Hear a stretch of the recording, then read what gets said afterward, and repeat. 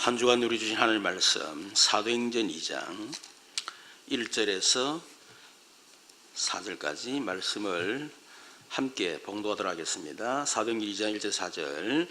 오순절날이 이미 이름에 그들이 다 같이 한 곳에 모였더니 호련히 하늘로부터 급하고 강한 바람 같은 소리가 있어 그들이 앉은 온 집에 가득하며 마치 불의 해같이 갈라지는 것들이 그들에게 보여 각 사람 위에 하나씩 임하여 있더니 그들이 다 성령의 충만함을 받고 성령이 말하게 하심을 따라 다른 언어들로 말하기를 시작하니라. 아멘. 우리 옆에 사람 함께 우리 축복하도록 하십시다. 당신은 지상에서 최고로 복을 받은 하나님의 자녀입니다. 예수님은 당신의 모든 문제 해결자 그리스도십니다. 당신은 날마다 그리스도를 누릴 절대 제자입니다. 당신은 날마다 그리스도 안에 있는 절대 응답을 받을 사람입니다. 당신은 날마다 현장 살릴 절대 사명자입니다. 아멘. 2019년도 이제 또 2개월 벌써 다 돼갑니다. 우리 한 해 언약을 늘 붙잡고 기도해서 또 우리 그 언약 성취의 응답을 또 누려야 되겠습니다. 특히 올해는 우리 날마다 예수는 그리스도, 그래서 날마다 그 누리는 절대 제자, 우리 거의 5주 동안 날마다 나 자신과 또 만남, 가정, 업, 저번 주에 현장을 살리는 그런 절대 제자 그 메시지를 받았습니다. 오늘부터는 또 한 3주간 정도 절대 응답 말씀을 드릴 건데, 그 첫 번째가 나의 예배 성공입니다. 우리가 예배 드리는 시간에 일어나는 영적인 과학, 그걸 잘 알아야 되겠죠. 그것이 얼만큼 영적 사실화가 되느냐, 따라서 예배를 드리는 자세가 다르고 응답이 분명히 다를 겁니다. 우리가 기도를 할 때도 마찬가지죠. 우리가 막 뜨겁게 간절하게 막 몸부림치면서 하는 기도도 중요하고, 또 내 중심을 담는 기도도 중요하고, 다 중요하지만은, 그러나 기도하는 이 시간에 일어나는 성령의 역사를 모르면 그 기도는 힘 빠진 기도예요. 내 혼자 몸부림치는 기도지, 결국은 또 불신앙을 할 수밖에 없겠죠. 예배도 마찬가지입니다. 저와 여러분이 예배 드리는 시간에 반드시 하나님이 우리와 함께 하심을 믿습니다. 출애굽기 20장 8절 11절에 보니까 안식일을 기억하여 거룩히 지키라. 여섯 동안은 힘써 내 모든 일을 행할 것이나 일곱째 날은 내 하나님 여호와의 안식일인즉 너나 네 아들이나 네 딸이나 네 남종이나 네 여종이나 네 가축이나 네 문 안에 머무는 객이라도 아무 일도 하지 말라. 이 말은 아무것도 하지 마라, 여기 초점이 있는 게 아니고, 안식일은 전적으로 하나님 앞에 예배를 집중해라, 그 말입니다. 이는 여섯 동안에 나 여호와가 하늘과 땅과 바다와 그 가운데 모든 것을 만들고 일곱째 날에 쉬었습니다. 그러므로 나 여호와가 안식일을 복되게 하여 그 날을 거룩하게 했느니라. 그래서 이 안식일, 지금으로 주일이라 그러죠. 이 주일은 하나님이 특별히 구별한 날입니다. 모든 날이 하나님 날이지만은 특히 이 주일은 하나님이 구별한 거룩한 날이다, 그 말입니다. 그래서 하나님이 그 날을 복되게 하셨다. 그 말은 우리가 주일날 하나님 앞에 예배할 때, 꼭 주일 예배만 아니겠습니다만은 예배할 때 하나님이 반드시 함께 하겠다, 그래서 내가 복을 주겠다, 그 말입니다. 출애굽기 20장 24절에 보니까 내게 토단을 쌓고 그 위에 네 양과 소로 네 번제와 화목제를 드리라. 내가 내 이름을 기념하게 하는 모든 곳에서 네게 임하여 복을 주리라. 마태복음 18절 20절에도 두세 사람이 내 이름으로 모인 곳에는 나도 그들 중에 있느니라 했습니다. 두 번째는 우리가 예배하는 시간에 천군이 동원되지요. 시편 103편 20절 22절에 보니까 능력이 있어 여호와의 말씀을 행하며 그의 말씀의 소리를 듣는 여호와의 천사들이여 여호와를 송축하라. 그에게 수종들며 그의 뜻을 행하는 모든 천군이여 여호와를 송축하라. 여호와의 지으심을 받고 그가 다스리시는 모든 곳에 있는 너희여 여호와를 송축하라. 내 영혼아 여호와를 송축하라. 우리가 예배할 때 하나님이 예배를 돕는 천군을 하나님이 보내신다. 또 말씀을 이루는 능력의 천사를 하나님이 보내신다 약속을 했습니다. 세 번째는 흑암과 저주 세력이 무너집니다. 사무엘상 16장 14절 15절에 보니까 이 사울에게 악신이 임해가지고 너무너무 고통을 당할 때에 그때 다윗이 예배를 드리면서 이 수금을 찬양을 했는데 그때 악신이 떠나갔다. 사무엘하 24장 24절 25절에 보니까 다윗이 인구조사를 했습니다. 뭔가 자기를 이제 과시하고 싶은 이제 그런 욕망이 있었겠죠. 그런데 하나님이 그걸 기뻐하지 않은 거예요. 이래서 하나님이 전염병을 보내서 7만 명을 죽게 만들었습니다. 그때 이 다윗이 아라우나라고 하는 그 사람의 그 타작마당에다가 하나님 앞에 소를 사고 번제를 드리고 화목제 다시 예배를 드린 겁니다. 그때에 이에 여호와께서 그 땅을 위한 기도를 들으시며 이스라엘인들은 재앙을 거쳐라. 이 다윗이 하나님 앞에 번제와 화목제를 드릴 때 하나님이 재앙을 거치겠더라 그랬습니다. 그래서 이 예배하는 시간에는 이런 어마어마한 그런 영적인 역사가 일어난다 하는 겁니다. 그래서 우리는 예배는 모든 것의 목적이다 하는 걸 잘 알아야 됩니다. 하나님 우리를 구원하신 목적이 뭐냐? 결국은 우리를 통해서 영광을 받으시고 우리의 예배를 받으시기 위해서 저와 여러분을 구원하신 겁니다. 하나님이 응답하시는 목적도 결국은 응답 줘서 하나님 영광 돌리고 하나님 앞에 예배 드리기 위해서 응답을 주시는 거예요. 우리가 불신자에게 전도하는 목적도 그들이 구원을 받고 모든 종교와 우상과 귀신을 버리고 하나님 앞에 예배 드리도록 하기 위해서 우리가 전도를 하는 겁니다. 그래서 예배는 모든 것의 목적이다. 자, 그렇다면 성경에 보니까 한 시대를 살린 사람들의 특징이 뭐냐? 전부 다 예배에 성공한 사람들이었다. 많이 있지만은 특히 7 렘넌트들. 요셉 같은 경우도 노예로 잡혀갔지만은 요셉은 24시간 예배를 드렸습니다. 그랬더니 하나님 요셉을 애굽의 국무총리 되게 만드셨습니다. 모세 같은 경우도 완전히 인생 실패자였습니다. 그런데 호렙산에서 하나님을 만나고 하나님 앞에 예배 드렸는데 그 한 번의 예배가 모세의 인생을 완전히 바꾸고 이스라엘의 최고의 지도자 되게 만드셨습니다. 사무엘 같은 경우도 어릴 때 어머니를 떠나서 참 외롭게 성장했는데 어떻게 보면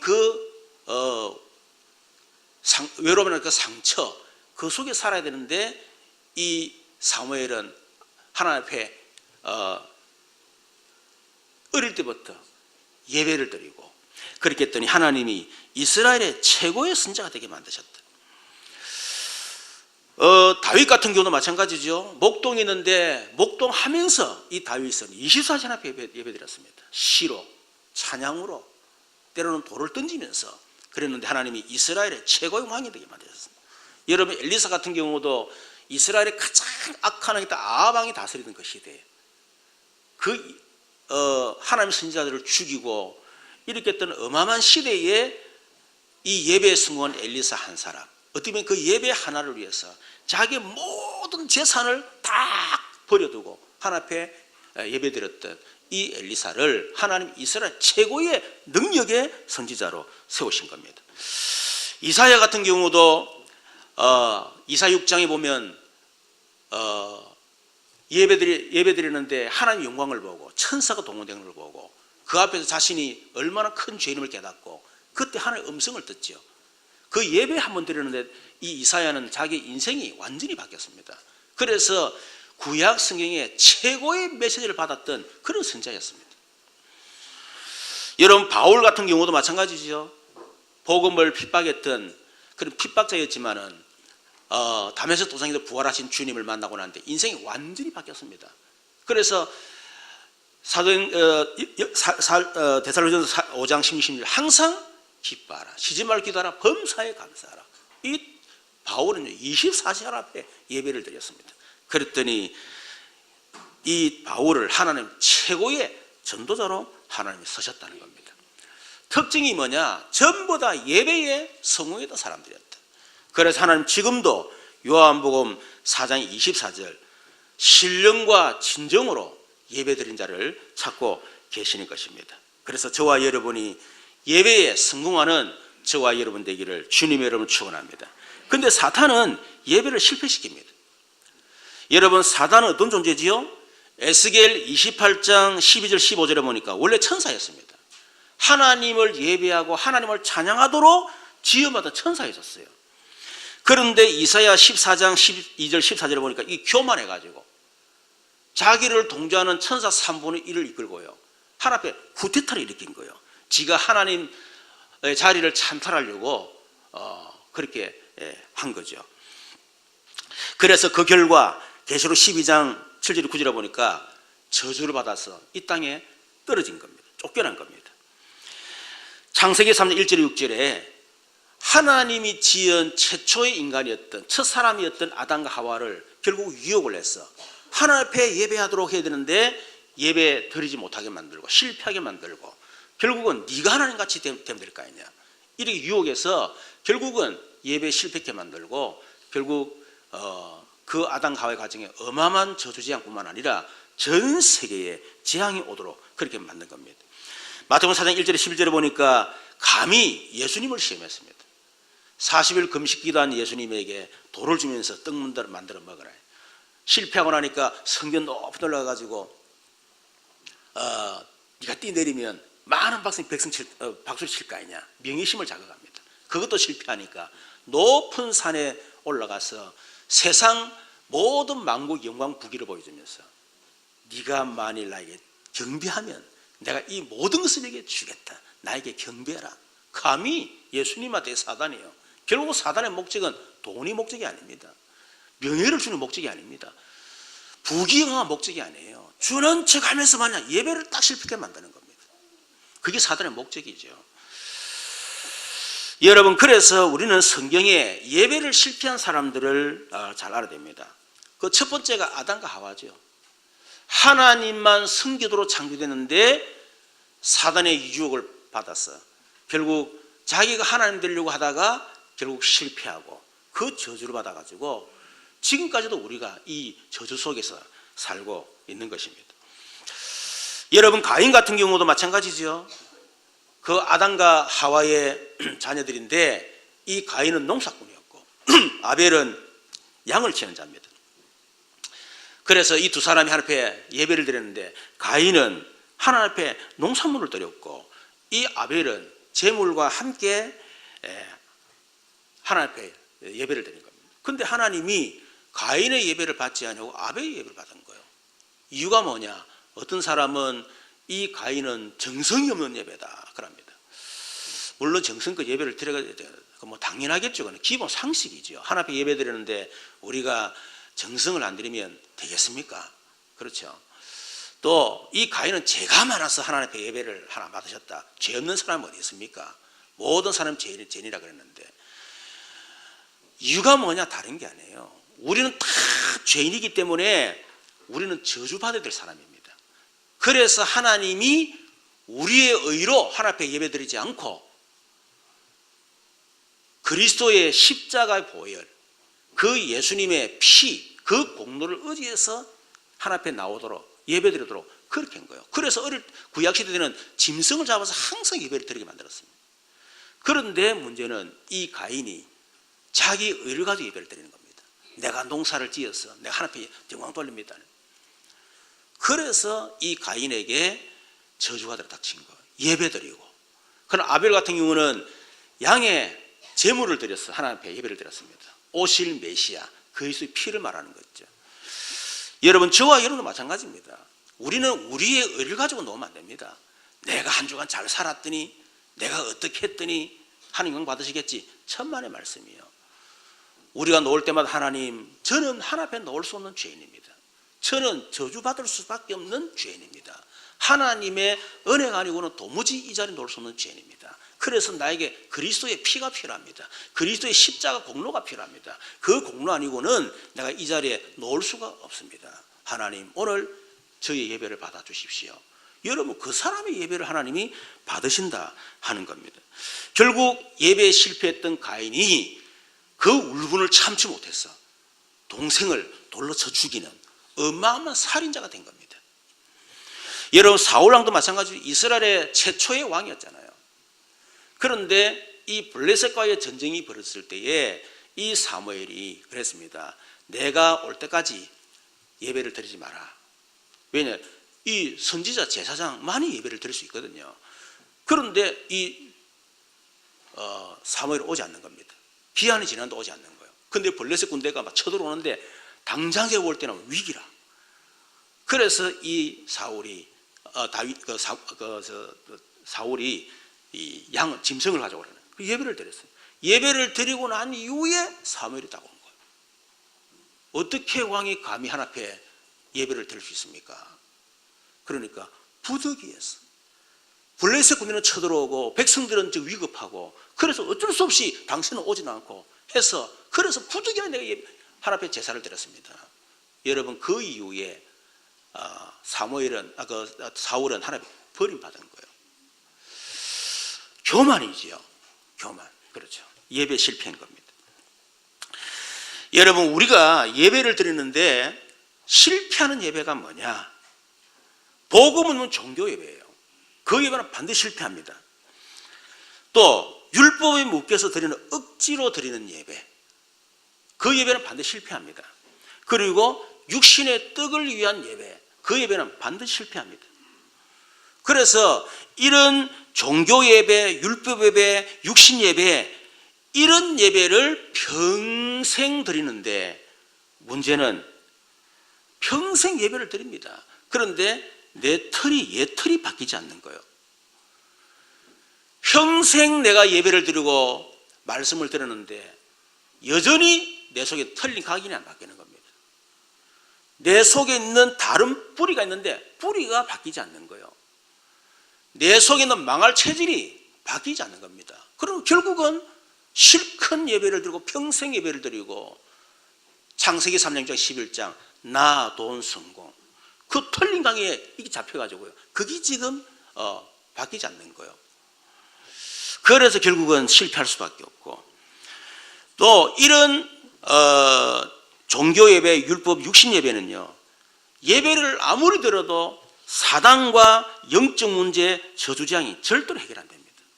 그러니까 실컷 예배드리고 정성껏 예배드리고 있는 것 없는 것 다 들여 사람 예배했지만은 결국은 나중에 마지막에 자신의 영적 문제 잡혀서 결국 실패하는 그런 결과들이 오게 되는 거죠.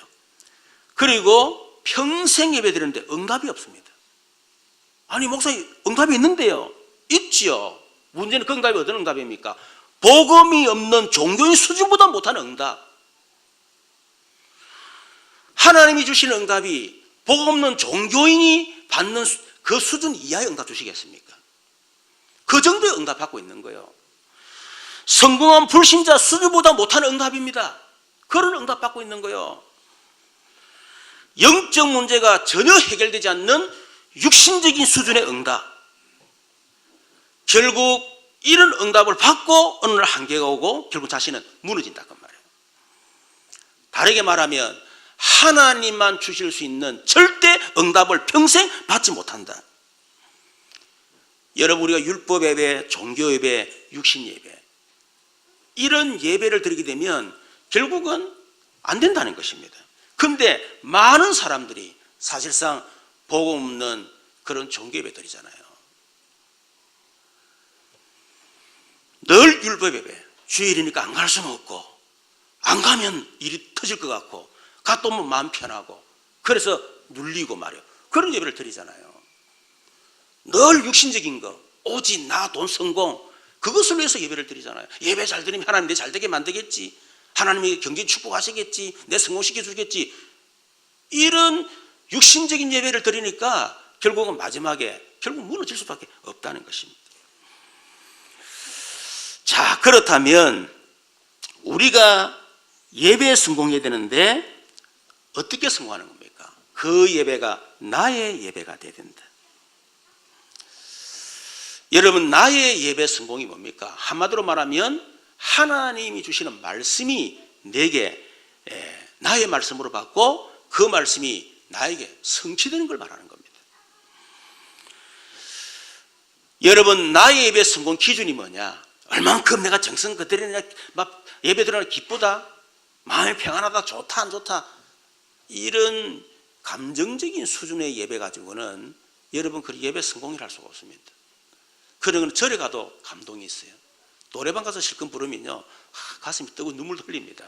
그런 어떤 수준의 예배를 가지고는요, 그 기준이 될 수 없죠. 예배 성공 기준은 뭐냐? 철저하게 하나님이 나에게 주시는 말씀을 받는 것이다. 그리고 그 말씀이 내게 반드시 성취되는 응답이다. 그게 절대 응답이에요. 여러분, 우리가 예배를 통해서 하나님 앞에 드리지 않습니까? 찬송도 드리고 기도도 드리고 헌금도 다 드리지만 하나님 우리에게 딱 한 가지 주시는 게 있습니다. 그게 바로 말씀입니다. 그래서 말씀을 통해서 우리가 은혜를 받고, 말씀을 통해서 힘을 얻고, 말씀을 통해서 치유를 받고 그렇게 하죠. 그러나 우리가 말씀을 통해 은혜도 받고 힘도 치유도 중요하지만 가장 중요한 게 뭐냐? 말씀이 성취되는 거다. 아무리 우리가 예배를 통해 은혜 받고 힘 얻고 우리가 치유받아도 내게 말씀이 성취가 안 돼. 그러면 안 되겠죠. 말씀이 성취되면 당연히 하나님의 은혜, 힘, 치유는 당연히 되어지는 겁니다. 자, 그렇다면 우리가 예배를 통해서 어떻게 말씀을 성취라고 하는 절대 응답 속으로 우리가 들어갈 수 있는가? 그 첫 번째는 성경의 흐름 속에 있어야 돼요. 성경의 흐름. 성경의 흐름이 뭡니까? 누가복음 24장 44절에 보니까 예수님 말씀했습니다.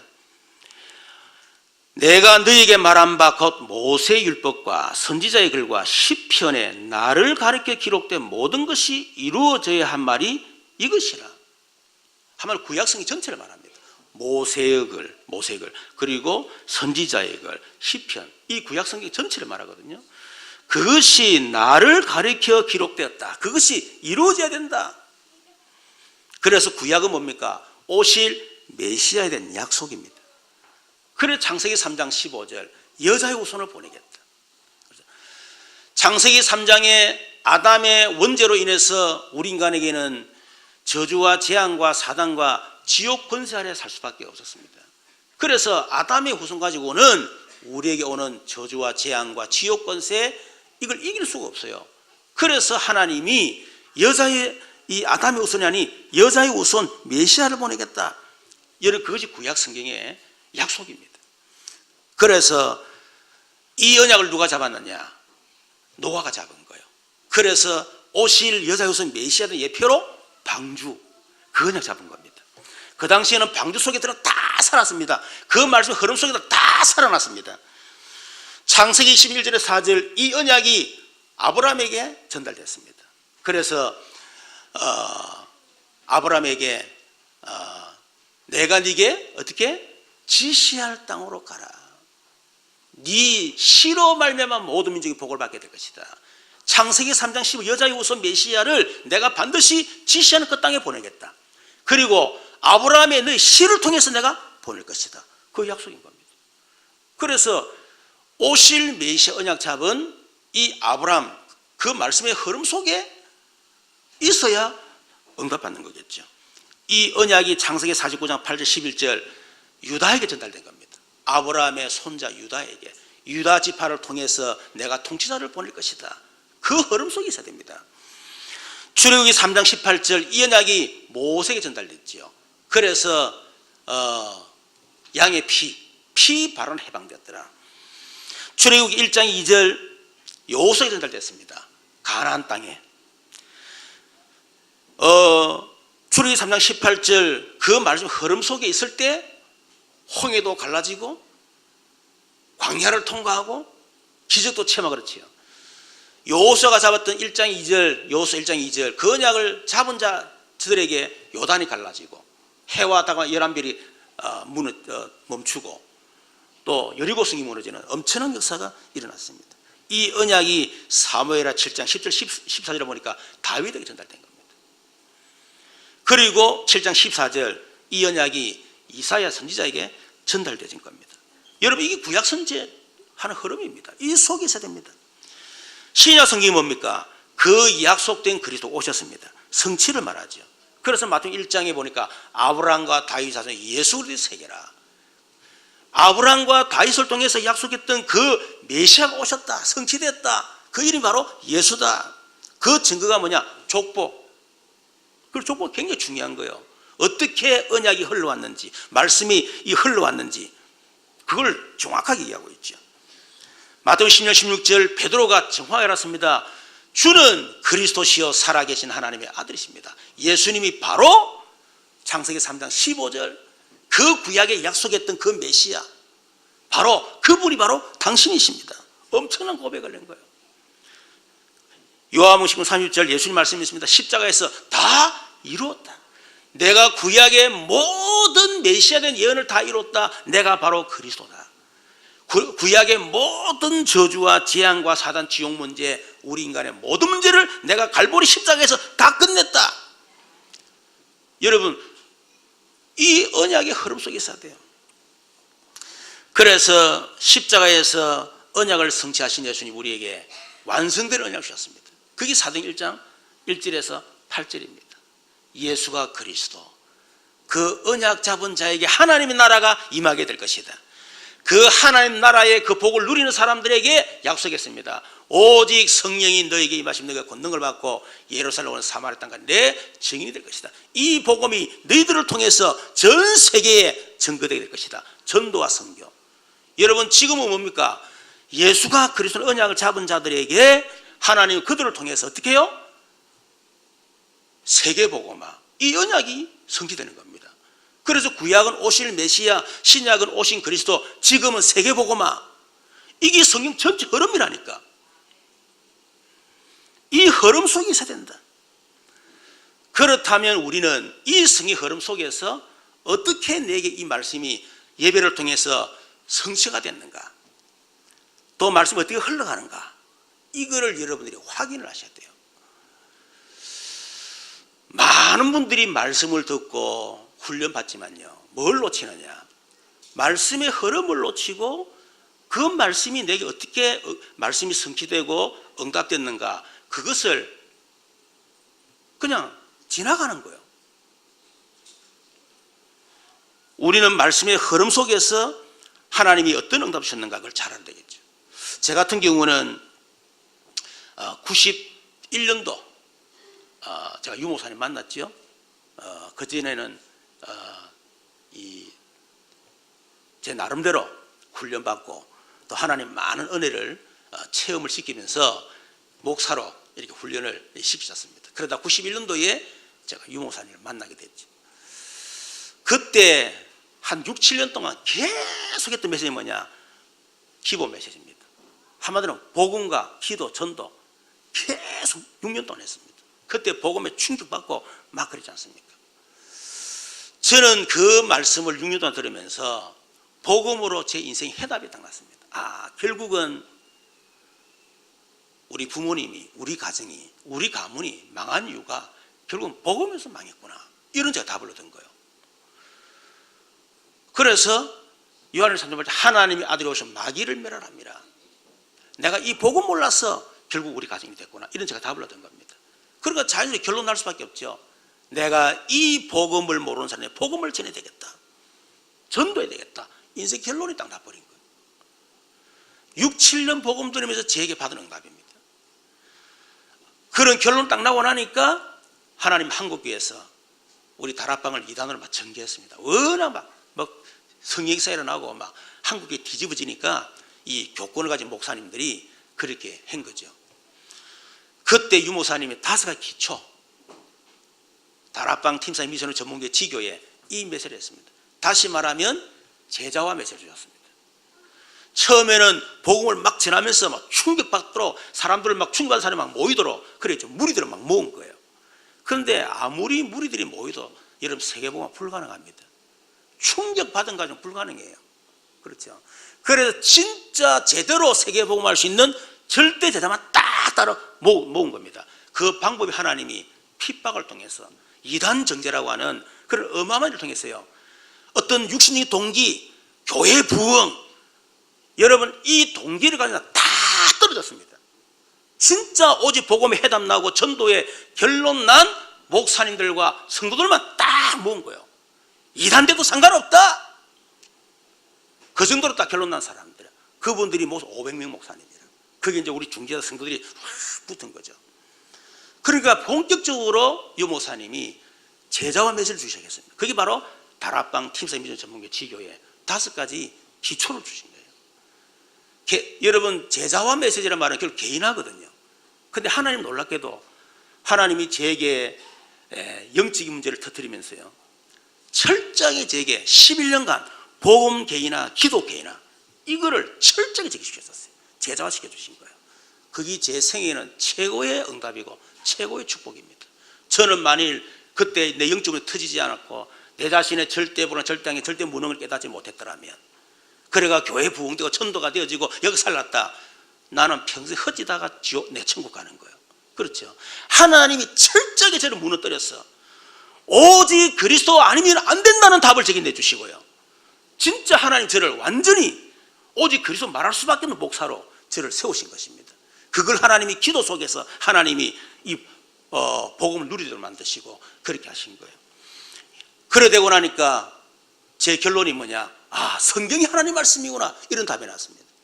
마태복음 16장에 16에 있는 것처럼 주는 그리스도시요 살아계신 하나님 아들입니다 고백할 때 예수님이 바요나 시몬아 네가 복이 있도다 그러면서 너는 베드로라, 이 반석 위에 내가 내 교회를 세우리니, 하나님이 저를 반석까지 세우셨어요. 음부의 것을 이기지 못하리라, 하나님이 흑암을 이길 수 있도록 내게 영권을 주셨습니다. 천국 열쇠를 이겨 주느니, 하나님이 그때부터 이제 문을 열기 시작하시는 거예요. 그래 딱 되고 나니까 내가 반석이 딱 된 거예요. 그리스도로 충분하고 완전한 모든 것. 내 인생 끝났구나. 더 이상 나는 나를 위해서 신앙생활 이유가 없다. 나를 위해서 내가 기도할 이유도 없다. 내 자신을 위해서 성품 받을 이유도 없다. 왜냐하니까 그리스도로 충분한 완전 모든 것인데, 반석이 됐는데. 그렇죠. 딱 그래 되고 나니까 하나님이 그때 전도 캠프라는 단어를 다 또 메시지 나왔죠. 그때 하는 저를 부산도의 전도 총무로 또 세우셨습니다. 이래서 2008년도에 언양 캠프를 나갔잖아요. 그때 실상을 보라 하는 메시지를 갖고 딱 나갔는데요, 하나님이 저에게 현장 보는 눈을 딱 열어주신 거예요. 말씀이 그대로 캠프, 그리고 이 지교의 전도제자, 중직자 4가지 응답, 이 메시지 흐름이었거든요. 그걸 하나님이 정확하게 보여주신 거예요. 이래서 제가 우리 지교에 들어가 본 겁니다. 들어가 보고 전도가 될 수가 없구나, 그걸 깨닫게 된 거예요. 여러분, 하나님 그때 제게 전도 캠프 메시지가 나올 때 제게 주신 응답이 3가지입니다. 첫 번째는 그때 우리 평강이가 전체 대학 들어갈 때 전체 수석이 됐습니다. 두 번째는 내 개인에게 인생 도표가 다 나왔어요. 그때는 평생 언약,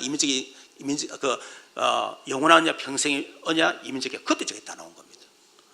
그리고 하나님이 진짜 감사한 것은 유 목사님이 단순하게 복음 전하는 전도자가 아니구나, 하나님이 한 시대 전도노를 세우신 메신저구나. 그래서 유 목사를 통해서 하나님 말씀하고 계시구나. 저는 그렇게 깨달았어요. 다른 분은 잘 모르겠지만 저는 그 말씀이 현장에서 성취되고 제가 실상받기 때문에 그렇구나, 이렇게 제 결론 난 겁니다. 그렇게 하고 제가 3년 동안 우리 지교에서 순회사에 가면서 완전히 제자 세우는 일에 집중한 겁니다. 그러고 난 뒤에 한 세월이 흘렀죠. 3년 흘렸죠. 흘렀는데 하여주비 때 같더만 유 목사님이 전도자의 삶 메시지 노는 거예요. 그러면서 사모를 하는데 우리 교회가 3년 동안 훈련시켰던 그 메시지를 하는 거예요. 그때 우리 성도들이 올라가가지고 하는 말이, 목사님 우리 교회 메시지입니다. 어떻게 목사님이 우리 교회 본 것처럼 저렇게 할 수 있습니까? 그런 얘기 하더라고요. 여러분, 그때 제가 깨달았어요. 말씀 성취가 뭔지, 말씀 실현이 뭔지 그때 알게 된 겁니다. 여러분, 그전에는 말씀을 받아도 저는 어떻게 생각하냐면, 이거는 임마누엘 교회, 이거는 예원교회, 이건 안현 동부교회, 우리 교회 나면 10년 후, 이런 착각하고 있었던 거예요. 그 말씀과 나와 현실이 전혀 맞지 않는 거 있죠. 그냥 참고한 거예요. 그런데 이상하죠. 유 목사님의 생각이 달라지고 우리 교회 3년 제자를 딱 세우는데 그때부터는요, 그 말씀이 갈 때마다 막 성취가 되는 거예요. 그때 말씀 흐름이 뭔가를 그때 알게 된 겁니다. 아, 하나님이 91년도, 97년도, 2008년도 이게 하늘이 쫙 보이는 거예요. 나는 말씀 흐름 타야 되겠다, 어제 되겠다 생각을 해본 적이 없습니다. 그런데 말씀이 딱 확인하고 나서 딱 돌아보니까 그 말씀 흐름이 그대로 내게 성취되는 거예요. 나와 상관없이.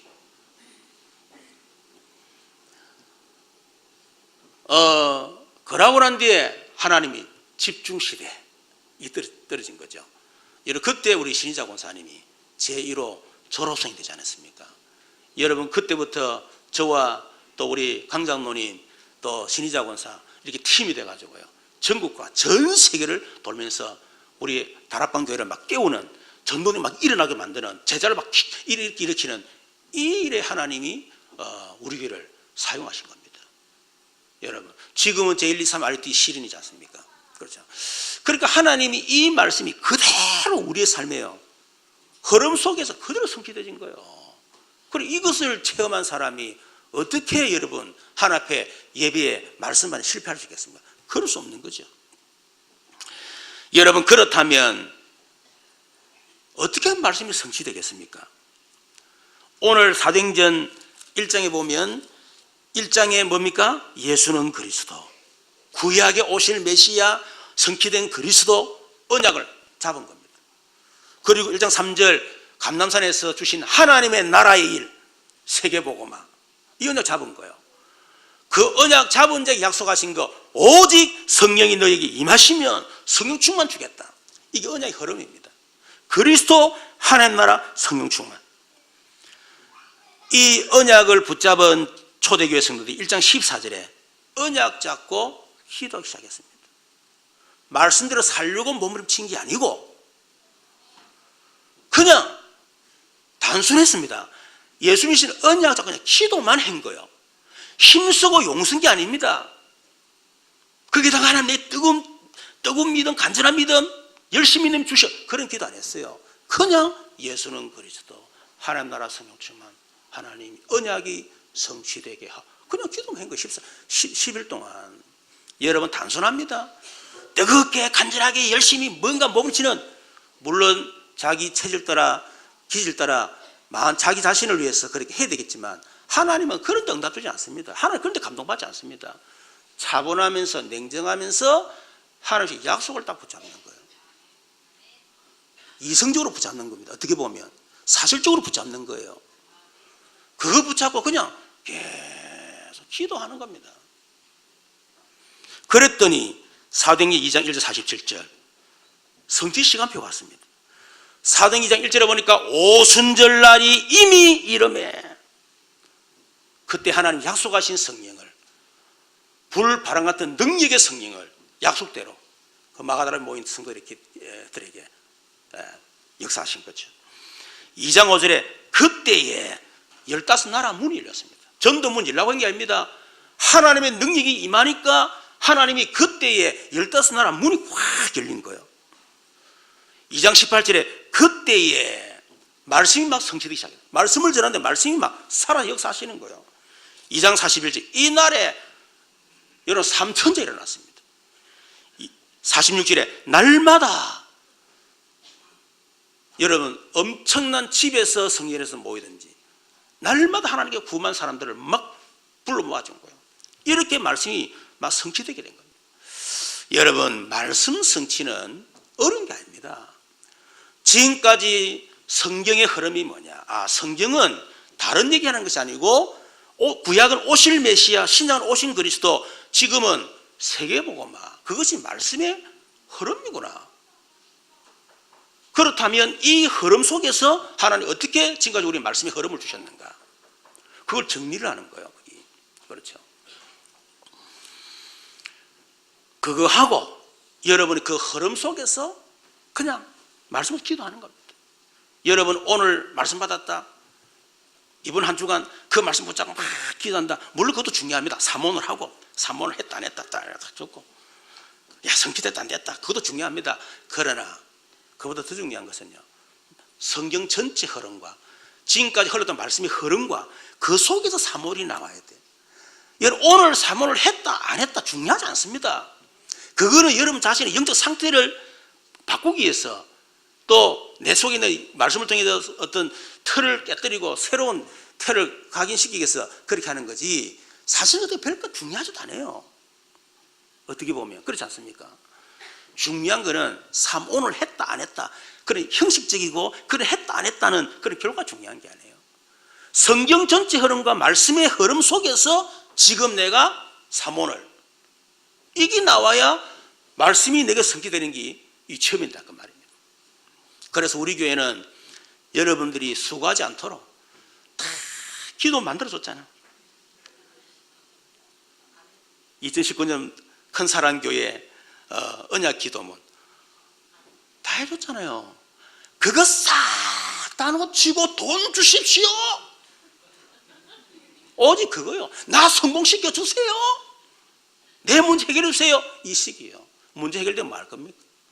제가요, 유모사님 만나기 전에 저는 고신이지만은 여러 가지 영적인 체험을 많이 했습니다. 능력이 많이 나타났어요. 내가 복음을 딱 받았어요. 받고 난 뒤에 사람 딱 보니까, 그래 병 고치면 말 건데 복음도 모르는 주제에 전도에 결론 안 나는데 병 고치면 말 건데, 내 막 그런 사람도 들어오는 거예요. 물론 그분은 힘들죠. 근데 내 마음에 그래서 되는 거예요. 병 고치면 말 건데, 병 고치면 말 건데, 괜히 병 고쳐 돌아다니면 엉뚱시진하고 막 이래서 딱 되는 거예요. 이상하게 한계가 딱 오는 거예요. 아, 이 사람한테 지금 병 고치는 게 문제는 아니고 그 병을 통해서 복음이더라도 만들어야 된다. 그리고 이 사람이 진짜 전도를 결론나게 만들어야 된다. 이런 생각이 딱 나고 나니까 별로 귀신 쫓아내고 싶은 마음이 전혀 안 생기는 거예요. 그때부터 저는 귀신을 안 쫓아냈습니다.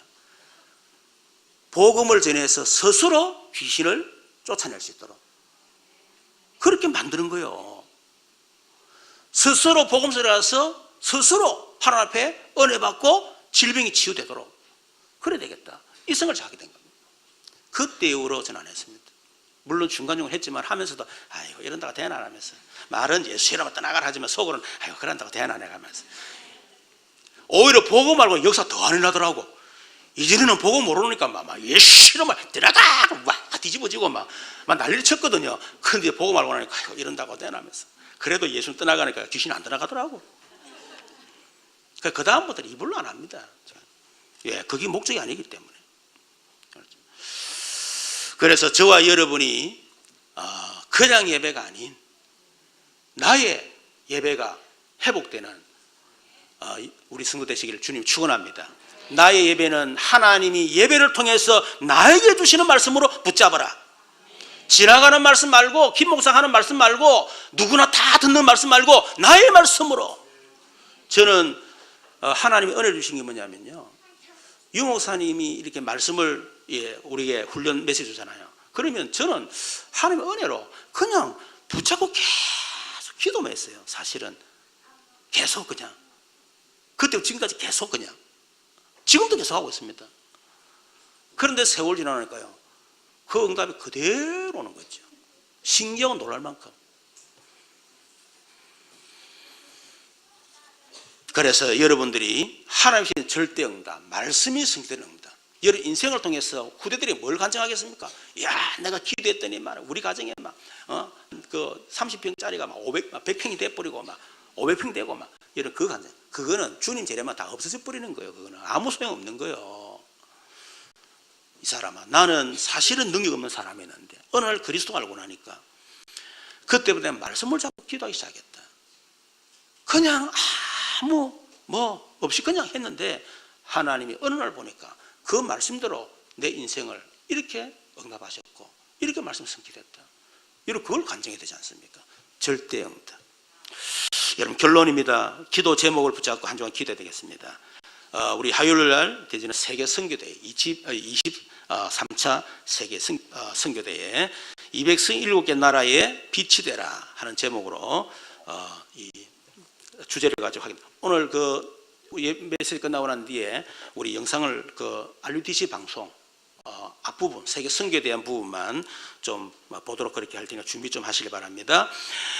그리고 우리 전교인 전도 캠프 3월 1일 300 전도 노트를 통한 삶 시대를 세우는 캠프 주제를 가지고 하게 될 겁니다. 지금 올해 들어 300 전도 노트 이걸 제가 계속 강조하는데 물론 안 하는 분들도 아직 많이 있지만 지금 분위기가 300 전도노트 하는 분위기로 계속 바뀌고 있습니다. 현장에서는 계속 300 전도노트 가지고 기도하고 또 제가 훈련을 지금 시키고 있고 그렇습니다. 그래서 그런 캠프를 할 것이다. 그것 때문에 집중 새벽 기도가 내일부터 3월 1일까지 진행이 될 겁니다. 그래서 전 성도가 혹시 오지 못하는 분들은 우리 그 라이브 방송 새벽 기도 보시고 또 차후 운행을 할 테니까 이번에 집중 새벽 기도에 참석해서 우리 300 전도노트를 통한 3시대 응답을 받는 그런 캠프가 되기를 바랍니다. 우리 말씀을 세우고 같이 한번 기도하십시다.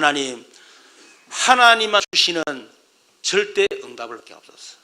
나의 예배 성공하게 하시고 하나님 주시는 말씀이 나의 말씀으로 그래서 그 언약 잡고 하나님 말씀이 그대로 성취되는 절대 응답을 허락해 주옵소서. 우리 주의 한번 부르고 우리 세계 선교대회 또 정규 전도 캠프 우리 집중 새벽 기도를 위해서 같이 한번 기도하도록 하겠습니다. 주의 한번 부르겠습니다. 주여 살아계신 하나님 감사합니다. 우리에게 주시는 절대 응답 하나님 나의 예배에 성공하게 하옵시고 말씀을 받을 때에 나의 말씀으로 받게 하옵시며 이 말씀 붙잡고 말씀이 내 삶에 성취되는 절대 응답 속으로 들어가도록 은혜를 두하여 주옵소서. 특별히 내 화요일날 우리 세계 선교대에 있습니다. 전 세계에서 모인 우리 선교사님들이 이번에 큰 힘을 얻고 흩어져서 전 세계를 살리는 정말 세계 선교 역사가 새롭게 시작되는 그런 선교대가 되도록 역사하시고 유목사님에게 성령으로 충만케 하시고 성취되는 말씀이 선포될 수 있도록 역사해 주옵소서. 또 우리 정교인 전도 캠프 3월 1일 300 전도노트를 통한 3시대 세우는 세가 시스템을 세우는 캠프랍니다. 하나님 함께 하시고 전 성도가 300 전도를 통해서 실제적인 응답을 받게 하옵소서. 이것 때문에 내일부터 집중 새벽 기도합니다. 전 성도가 원내스 돼서 하나님 이 말씀이 성취되는 그런 캠프가 새벽 기도가 되도록 역사해 주옵소서. 살아계신 주 예수